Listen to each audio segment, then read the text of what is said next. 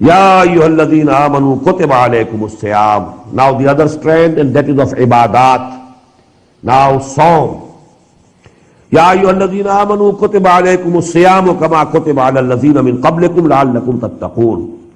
O you who profess to believe, keeping fast has been made mandatory for you, just as it was made mandatory for them who were before you. This was there in the Sharia of Moses alayhi salam also. Psalm was there in their Sharia. In the same way, now this Psalm, Siyam, keeping fast, has been made obligatory on you. لَعَلَّكُمْ تَتَّقُونَ. So that you have real taqwa. So that you have self-control over your animal instincts. You have full control of your id and libido. Ayyam ma'dudat. As I told you, I think that these two ayat, they concern the first commandment that was given by Muhammad sallallahu alaihi wasallam to the people after Hijrah, that every Muslim should keep 3 fasts every month, because the Arabs were not accustomed to fasting. So they were gradually accustomed to it in a manner that every month, now you see, the month could be December, when fasting is easy. The month could be July or August or May, when the fasting is very difficult. So 3 days every month, it becomes very easy. Different weathers, different seasons, and only 3 days. But when it is full month, it's not a simple case. It's definitely something very hard. So first order was for 3 days, 13th, 14th, 15th of every lunar month. That was the commandment. That is why the words are used, ayyam ma'dudat. They are in few days. 30 days are not few days. 30 days are quite a big number. Ayyam ma'dudat, only a few days, 3 days. Faman kana minkum maridan. And regarding these 3 days also, there are 2 concessions. Concession number 1, whosoever may be from amongst you ill, sick, or ala safarin, or on some travel, فَعِدَّةٌ مِّنْ أَيَّامٍ أُخَرَ. He can complete that number in other days. 3 days, he can keep the fast in that month on any other 3 dates. Number 2, وَعَلَى الَّذِينَ يُطِيقُونَهُ. And on them who has the power to keep Psalm, to keep fasting, they are not ill, they are not sick, they are not on traveling, and then they don't want to keep fast. Fidyatun ta'amu miskin. There is a redemption for them, that they should feed one poor person. Faman tatawwa khairan fahuwa khairullah. And whosoever voluntarily does more good, well, it is good for him. If he feeds 2 or 3 or 10 or 20, well, he will get the reward on the day of judgment. If someone keeps the fast also, and also is feeding the hungry, well, he is doing it voluntarily. So there is no limit to the voluntary good deeds that a man can perform. وَأَن تَصُومُوا خَيْرٌ لَكُمْ. Now this is the persuasion. Don't avail of this number 2 concession. There is the concession, but don't avail of it. وَأَن تَصُومُوا خَيْرٌ لَكُمْ. If you fast, if you keep the fast, it is better for you. إِن كُنْتُمْ تَعْلَمُونَ. If you have the real knowledge. If you know what is really good for you, what is really beneficial for you. For because fasting, you know, that is beneficial for your ruh, for your spirit. And you need it. While you know, if you have only given some charity and you have fed a few hungry people, well, that ruh will not get the food that would have given to him if you had fasted. Now comes the final commandment about the Shahr Ramadan, the month of Ramadan. Shahr Ramadan alladhi unzila fihi al-Quran.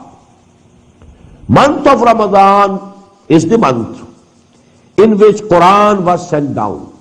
I had already discussed it in my preliminary lecture.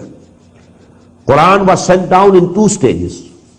Stage number 1, from the Kitabum Mahfuz, Lawhim Mahfuz, Kitabum Maknoon, Fi Ummil Kitab, to the first heaven, to the first sky. And that was done in toto, at once, one piece, in one night. That night is Laylatul Qadr, and in 1 month, that was Ramadan. That is inzal. Shahru Ramadan alladhi unzila fihi al-Quran, inna anzalnahu fi laylatil qadr.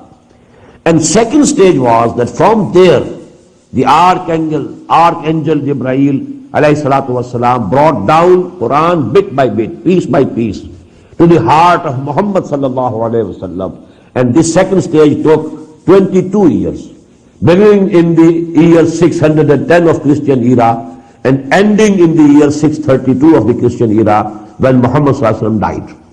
So these are the two stages. Shahru Ramadan alladhi unzila fihi al-Quran, Hudan lin-nasi wa bayyinatin min al-huda wal-furqan. And what is this Quran? The guidance for whole of humanity. Now we can very easily compare. Here we find guidance for whole of humanity. And in the beginning of this surah was guidance for the muttaqeen, Hudan lil-muttaqeen. How do you correlate these both? That in itself it is guidance, it keeps and it holds. It has the guidance for the whole of humanity.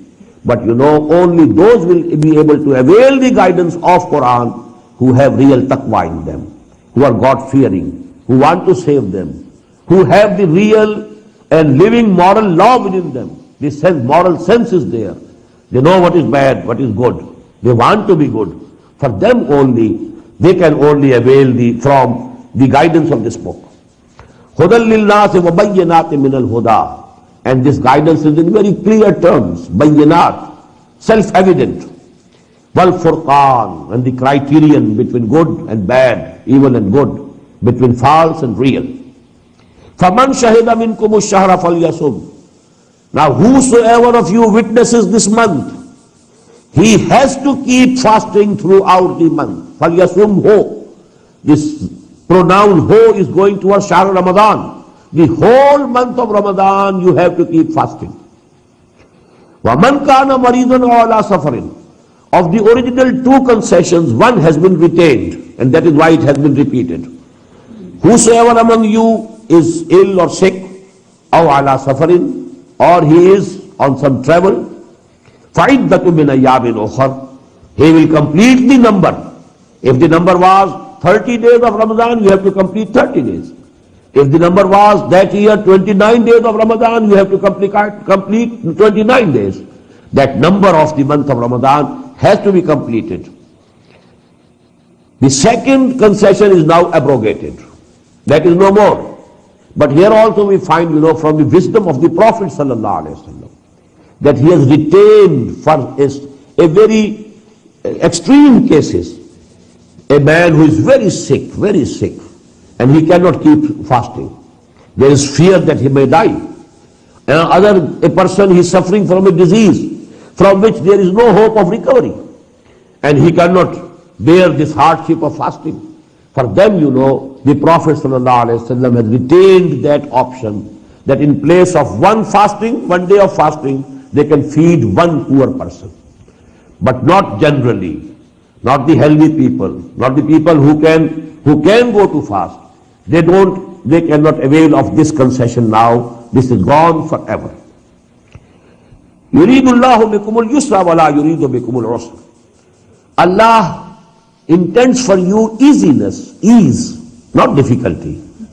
Don't be cruel to yourself. If you are suffering from fever, high fever, don't keep the fast. When Allah subhanahu wa ta'ala has given you the concession, He intends for you ease, not difficulty.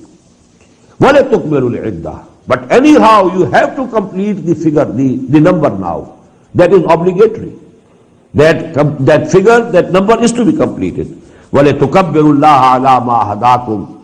And so that you glorify Allah. Rather, the word should be magnify Allah. Takbir means to make something bigger and bigger. Allahu Akbar, Allah is the greatest. So now the saying Allahu Akbar, this is takbir. But actually only saying is not sufficient. To make Allah supreme, to make the deen of Allah supreme, so that He is obeyed in all aspects of life. It is actually takbir of the Rabb, that He is really accepted as great, as the biggest, as the greatest, as the authority, as the sovereignty blessed with Him. So actually this is takbir. وَلَتُكَبِّرُوا اللَّهَ عَلَى مَا هَدَاكُمْ. But this takbir, after the Psalm, after the month of Ramadan, when there is Eid, Then we have special takbir. In the salah of Eid, there are additional takbir. This takbir saying Allahu Akbar is also takbir. وَلَتُكَبِّرُ اللَّهَ عَلَى مَا هَدَاكُمْ. And this takbir is on the guidance that Allah subhanahu wa ta'ala has given you. You should magnify Him, glorify Him on the guidance that He gave you. The blessings of Allah subhanahu wa ta'ala that came to you in the form of Quran. وَلَعَلَّكُمْ تَشْكُرُونَ. And so that you can really be grateful to Allah subhanahu wa ta'ala. Now this has a very deep meaning. As I told you, man is composed of two constituent parts.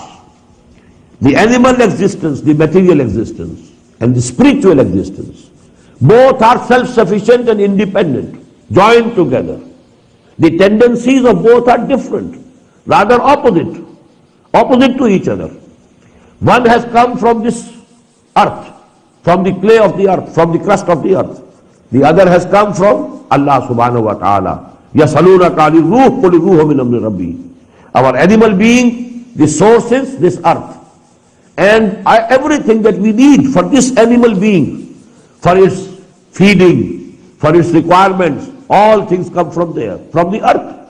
The food is coming from there. Everything which rejuvenates this body, this animal existence, coming from the earth.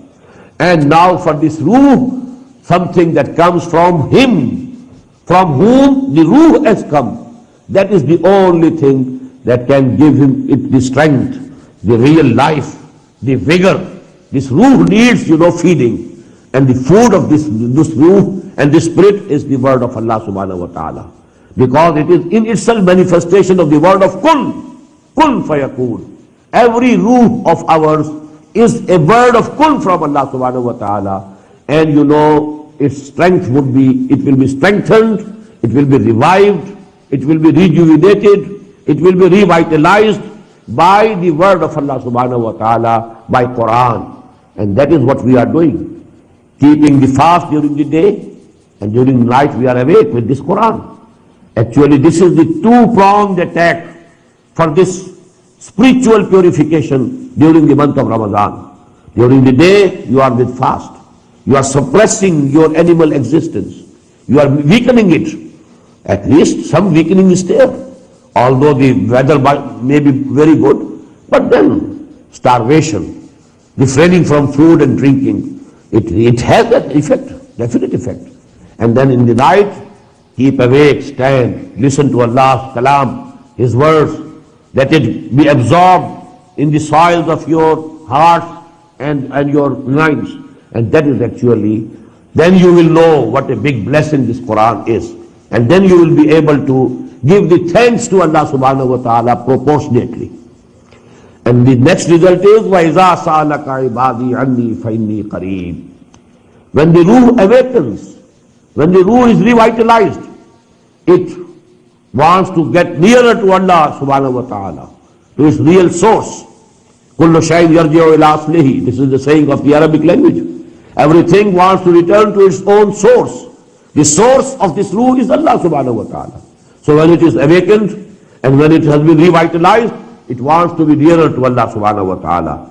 And when, O Muhammad sallallahu alayhi wa sallam, my bondsmen, ibadi, ask you about me, فَإِنِّي قَرِيبٌ. Tell them I am very near to them. I am not far off.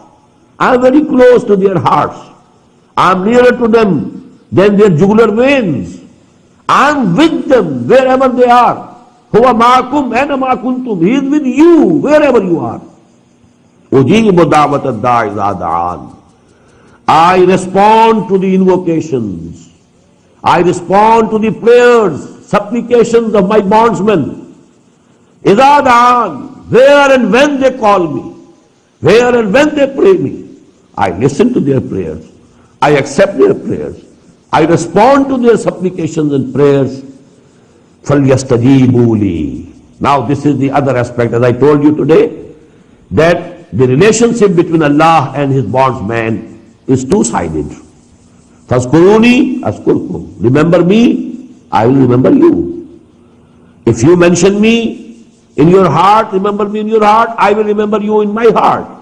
If you mention me in a gathering, I will mention you in a much higher and better gathering of the Malaikatul Muqarrabun. I will mention my bondsman, my such and such bondsman is mentioning me, he is remembering me, he is preaching my word, he is teaching my and conveying my message. So I will be mentioning him. In the same way here, if you want that I should listen to your prayers, if you want that I should accept your prayers, if you want that I should grant your requests, you should also listen to me. You should also hearken to me. You should also respond to me. You should also accept my commands. فَلْيَسْتَجِيبُوا لِي وَلْيُؤْمِنُوا بِي. So they should also listen to me. They should also respond to me.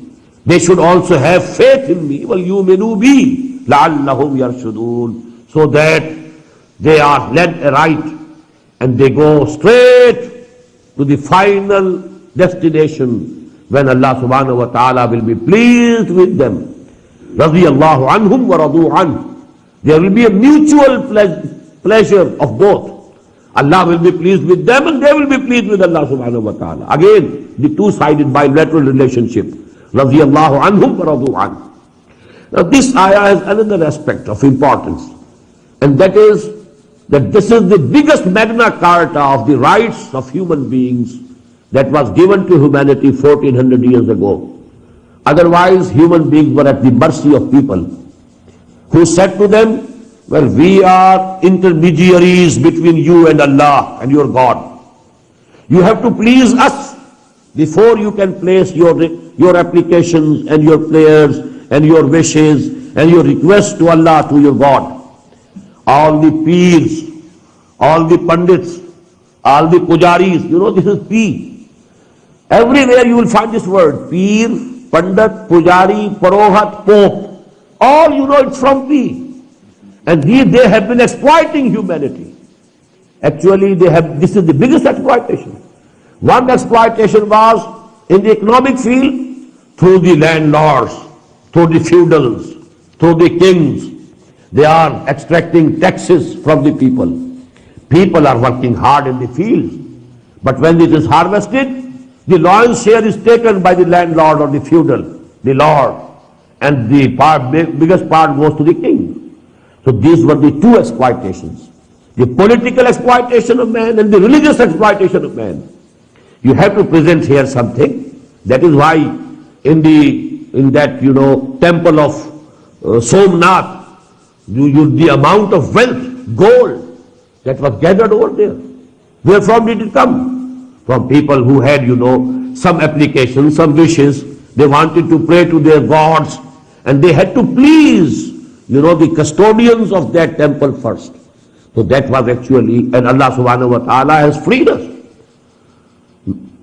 पीरान कलीसा को कलीसा से उठा दो, क्यों खालिक व मखलूक में हाइल रहे पर्दे.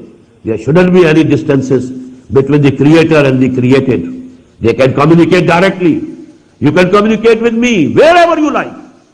It's only you don't want to communicate with me because you have a guilty conscience, because you are earning haram, you are eating haram, you don't have the face to face Allah subhanahu wa ta'ala, you don't have the tongue to talk to Him because everybody knows what He is, He knows what I am. Therefore He wants some other ways, by hook or crook. You please some peer and you place something on the grave of some big waliullah, and then all your wishes will be granted. So that is actually a very cunning way of exploitation that has been given an end by this ayah. وَإِذَا سَأَلَكَ عِبَادِي عَنِّي فَإِنِّي قَرِيبٌ أُجِيبُ دَعْوَةَ الدَّاعِ إِذَا دَعَانِ. You need not go anywhere to call me.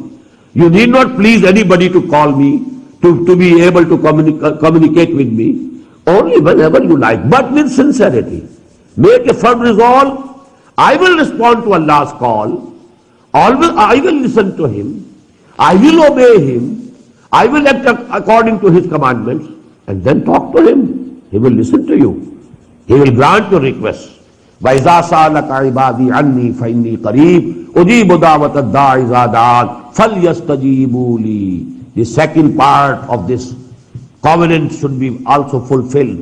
They also should listen to me, hearken to me, and they also should respond to me, and they also should have real faith in me, لَعَلَّهُمْ يَرْشُدُونَ, so that they reach the final destination of success. أُحِلَّ لَكُمْ لَيْلَةَ الصِّيَامِ الرَّفَثُ إِلَىٰ نِسَائِكُمْ. Now this very lengthy ayah, it gives final rules and regulations about the fasting in Islam.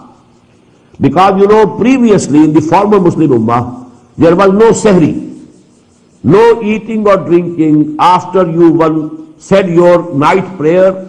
For example, after Isha, no eating, nothing of the sort, till the next Maghrib, when you know night starts again.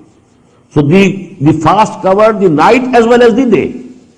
Only for a little time between Maghrib and Isha you could eat and drink and nothing else. Here, this now fasting has been reduced to only the daytime, from the dawn to the sunset. So this is then there was no sexual intercourse also permitted during the fasting, because the night was also included in the fast. So there could be no sexual intercourse between the husband and the wife. So these things were there in as practices among the Jews. And the Muslims of Medina, they were seeing that the Psalm in the Jews has these additional limitations. So they thought that they are included in Islamic laws also. Although there was no mention of it before in the Quran, either to the contrary or confirming those regulations. But some people thought that it is not lawful, it is not permissible to have sexual intercourse with their wives. But still, they were doing it. So in a way, they were betraying themselves. They were doing khiyanah with their own selves. So Allah subhanahu wa ta'ala has mentioned it first in this ayah, and then given the final rules that this is the difference between the Psalm of Islam and the Psalm of the Jews of the previous Ummah. أُحِلَّ لَكُمْ لَيْلَةَ الصِّيَامِ الرَّفَثُ إِلَىٰ نِسَائِكُمْ. It has been declared lawful for you to have sexual contact with your wives during the nights of the fasting. The fasting is for the day, not for the night. Hunna libasul lakum wa antum libasul lahun. They are like a covering, because just as the dress, they are like dress to you and you are like dress to them. This dress covers our body. So actually the intimacy between the dress and the body, so that has been referred to by this simile. They are like dress to you and you are like the dress to them. Hunna libasul lakum wa antum libasul lahunna. So this close affinity and proximity. Alim Allahu annakum kuntum takhtaruna anfusakum. It's in the knowledge of Allah subhanahu wa ta'ala that you were committing khiyanah with yourselves. You were betraying yourselves. You thought that this sexual intercourse is contrary to this psalm, and still you were doing it. Only a few might have been doing it, but Allah subhanahu wa ta'ala mentions it, because with reference to that He is now giving the final rules about this psalm in Islam. Fataba alaykum. So Allah subhanahu wa ta'ala has accepted your tawbah. He has relented towards you. He is lenient towards you. Wa'afa, and He has forgiven you. You have done a mistake, committed a mistake, you shouldn't have done this. Although you didn't know it for sure that it is haram. But you thought that it is haram and still you are doing it. So actually you are betraying yourself. You are doing khiyana, dishonesty with your own self. Now Allah subhanahu wa ta'ala has relented towards you and He has accepted your tawbah and He has forgiven you. فَالْآنَ بَاشِرُوهُنَّ. Now you can have contact with them. وَابْتَغُوا مَا كَتَبَ اللَّهُ لَكُمْ. And now you try to get what Allah subhanahu wa ta'ala has ordained for you. Now this sexual intercourse, the result is offspring, the result is taskeen, لِتَسْكَنُوا إِلَيْهَا, everything that is contained in it. Allah subhanahu wa ta'ala has not gone into details. But whatever Allah subhanahu wa ta'ala has ordained for you in this contact between the spouses, you can get it, you can have it. وَابْتَغُوا مَا كَتَبَ اللَّهُ لَكُمْ فَالْآنَ بَاشَرُوهُنَّ وَابْتَغُوا مَا كَتَبَ اللَّهُ لَكُمْ وَكُلُوا وَاشْرَبُوا حَتَّى يَتَبَيَّنَ لَكُمُ الْخَيْطُ الْأَبْيَضُ مِنَ الْخَيْطِ الْأَسْوَدِ مِنَ الْفَجْرِ. And you can keep on eating and drinking till the white thread of the morning, of the dawn, becomes evident to you from the black thread of the night.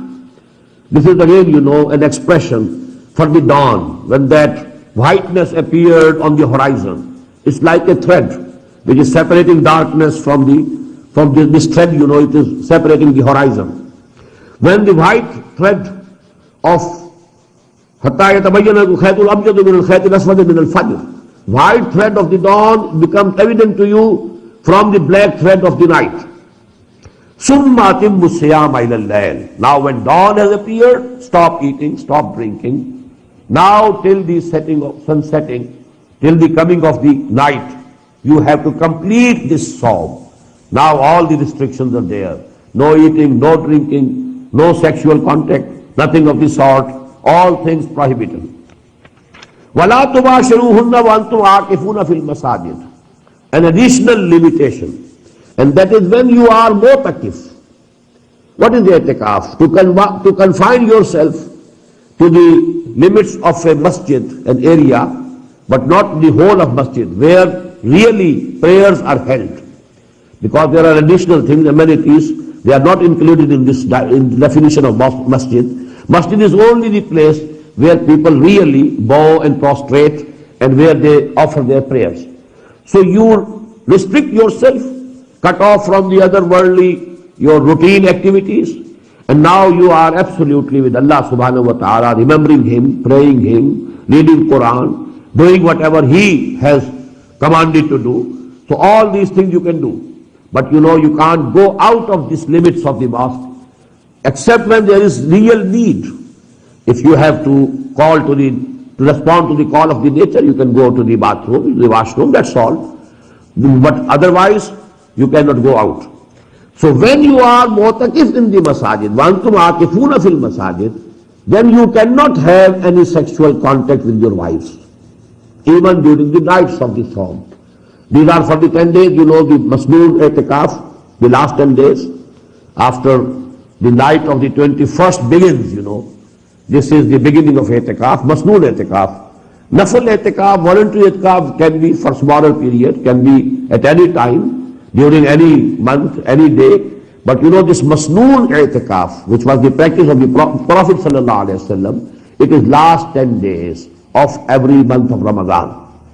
وَأَنْتُمْ عَاكِفُونَ فِي الْمَسَاجِدِ تِلْكَ حُدُودُ اللَّهِ. These are the limitations laid down by Allah subhanahu wa ta'ala. فَلَا تَقْرَبُوهَا. Very beautiful. Don't go near them. At certain places in Quran there is لَا تَعْتَدُوهَا. Don't transgress the limits of Allah subhanahu wa ta'ala. Transgressing, you go out from the limits, it's something else. Don't go near them. Keep at a safe distance. If you are very near to it, then it's just possible that you can just cross it. Maybe unknowingly you have crossed the limits, because you are very near to the final limits. So keep at a safe distance from the limits that Allah subhanahu wa ta'ala has laid down. Tilka hududullahi fala taqrabuha. These are the limitations laid by Allah subhanahu wa ta'ala. So don't go near them. Keep yourself at a safe distance from them. كَذَلِكَ يُبَيِّنُ اللَّهُ آيَاتِهِ لِلنَّاسِ لَعَلَّهُمْ يَتَّقُونَ. In this way Allah subhanahu wa ta'ala explains his ayat. All His commandments are being explained. Everything which was doubtful about this ibadah, this mode of worship of psalm, now it has been cleared. All the things have been explained. كَذَلِكَ يُبَيِّنُ اللَّهُ آيَاتِهِ لِلنَّاسِ. In this manner Allah subhanahu wa ta'ala makes His commands, His ayat clear for the people. لَعَلَّهُمْ يَتَّقُونَ. So that they can be saved. They don't transgress the laws. They don't transgress the hudud of Allah, the limitations of Allah unknowingly. So Allah subhanahu wa ta'ala has made everything clear and plain. وَلَا تَأْكُلُوا أَمْوَالَكُمْ بَيْنَكُمْ بِالْبَاطِلِ. And don't eat up one another's property and wealth bil batil, through false methods, illegal methods, unlawful methods. This can be in many ways. Stealing, you have stolen some property of somebody else, it is illegal. If he gives you himself in gift, You can take it, you can use it. If he has gifted it to you, if he has given you some present, you can take it, you can use it. But if you have stolen it, then it is haram for you, it is impermissible. It is not lawful for you to use it. Stealing. In the same way, now a particular case is being given here. وَتُدْلُوا بِهَا إِلَى الْحُكَّامِ لَا تَأْكُلُوا أَمْوَالَكُمْ بَيْنَكُمْ بِالْبَاطِلِ. Don't eat up one another's property and wealth through illegal means, through illegal methods. And don't present your property and your wealth to the rulers. لِتَأْكُلُوا فَرِيقًا مِنْ أَمْوَالِ النَّاسِ, with the intention that you eat up some part of the people's property bil ism, with sin, unjustly, وَأَنْتُمْ تَعْلَمُونَ, and you do it knowingly. This is the rishwa. This is, with what that you present to the people, bribery. You present your money to the judge or to the authority, someone who can do some favor to you. Whatever favor he is doing to you, if he is a government official, it is at the cost of the interest of the government.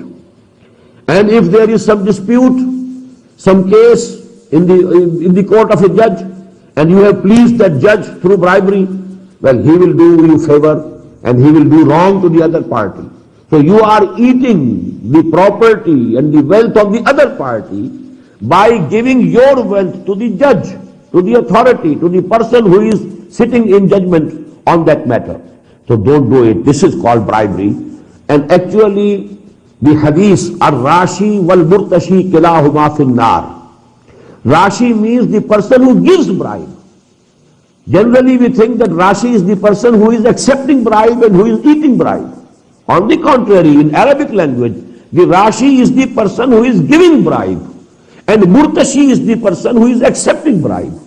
So Rashi is more important. The Prophet ﷺ has first mentioned Rashi, the person who is presenting and who is offering bribe, he is Rashi. And here in the Quran also we are finding that the mention is being made of the people who are giving bribe. Now, تُدْلُوا بِهَا إِلَى الْحُكَّامِ, don't give your mal, your property, your wealth to the rulers in order that you may eat up and you may usurp the property or wealth of other people bil ism, unjustly, and antum ta'lamun, and you might be knowing it, willfully doing it, then it is haram for you. Now, what is the logical relationship of this ayah with this section? This section started with taqwa. Kutiba alaykum as-siyam kama kutiba alal ladhina min qablikum la'allakum tattaqun. What is the criterion for taqwa? The criterion for taqwa is, if you are eating halal, you are muttaqi. If you are eating haram, you are not muttaqi. You may be very pious apparently. You may be worshipping, not 5 prayers a day, but 10 prayers a day. But if you are eating haram, you are not at all muttaqi. The real criterion of taqwa is that you must eat and you must earn through halal means and not through haram means. Barakallahu li wa lakum fil Quranil Azim wa nafa'ani wa iyyakum bil ayati wa dhikril hakim.